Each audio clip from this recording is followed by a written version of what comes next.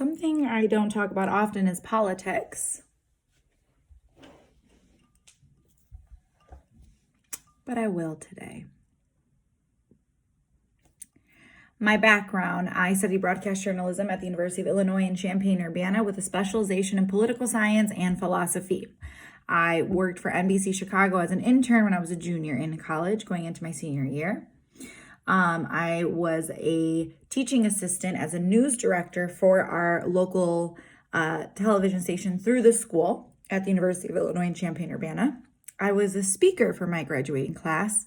I say these things not to brag, but to qualify the fact that there is education, there is knowledge, there's information, there's credibility in the fact that I studied this. I also worked as a TV reporter for a year in Michigan. Lansing, Michigan, which is the capital. And the reason why I moved to Lansing to cover the news is because of an interest in politics. I've intentionally turned off social media. I've intentionally deleted apps off my phone so that I could be present and focused. But today I got to stumble upon some of the debate and a little commentary that I just think I want to communicate out there is the disappointment in how immature the debate was handled. What I mean by that is the point of having these conversations and questions and an opportunity for the candidates to communicate is for the people, aka you, me, voters, is for the people to have questions asked and answers to clarify policies, to see if the sources are true, to keep people accountable. The reason why journalism matters is supposed to keep people accountable. So when they're skewed, viewed, and not so well executed investigations to seek out the truth, we have a problem because the point of journalism is for third-party accountability. So the point of the debates are for us to hear from candidates for a very true election because we, the people, get to vote them in. And so all I have to say is when a candidate is consistently interrupting another candidate or speaking under their breath or speaking pointedly to the other party, it is so disrespectful to the audience of the people trying to get answers and trying to hear. And so the tactic becomes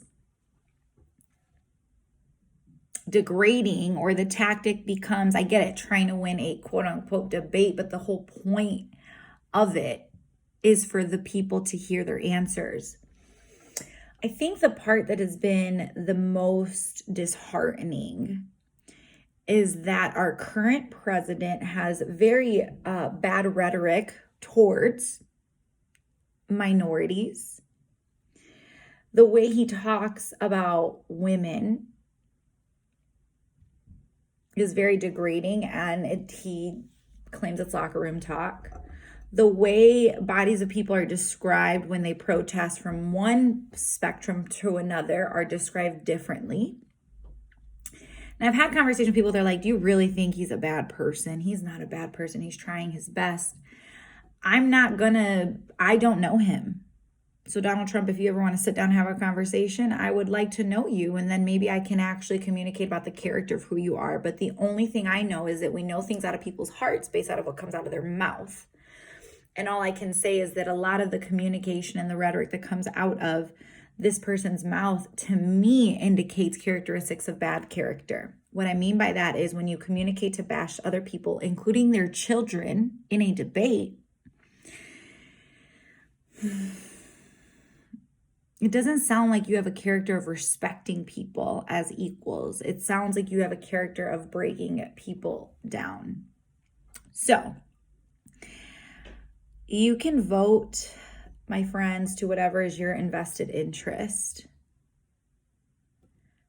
But all I'm giving insight into is that it is disappointing that we, the people, should be able to hear clearly,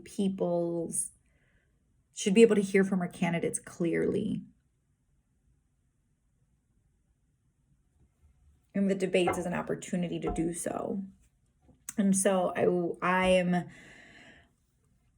I wish I would say that I'm hopeful that the next debate in its new facet, so there's some of the research or some of the sources I've been watching have communicated that it's going to be kind of like a town hall meeting, or and so think about this, real voters will be asking questions of real candidates, which I think is so cool. But my hope is that people can actually speak and have questions and answers. And friends, if you're undecided, like you don't know where to vote, I totally understand. I challenge you to do a couple things, do some research, look into each candidate's policies. Believe it or not, I had signed up for emails from multiple candidates to see some of the policies that they would send in their emails. And it is interesting when you don't agree with some of the candidates' information that gets sent to you, but it gives you insight. And so don't not vote just because you're afraid, or don't not vote because you're not educated. Do the research to become educated, because in other countries you're not able to vote. And so this is an honor, this is a privilege, it's an opportunity, but it's also a space for you to create change in the future that you want to see for the next 4 years. And so whether you are somebody who is for Trump or against him, or whether you're somebody that's for Biden or against Biden, all I say is exercise your right to vote, simply because many people have fought for that opportunity. In addition, you, the people, should be in charge of your future. And this is one way that we can create policy change, one way that we can create change in our democracy.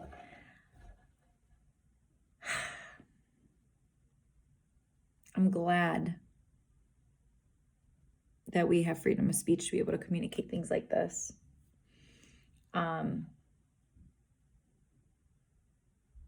I'm very concerned at the character of the people up top.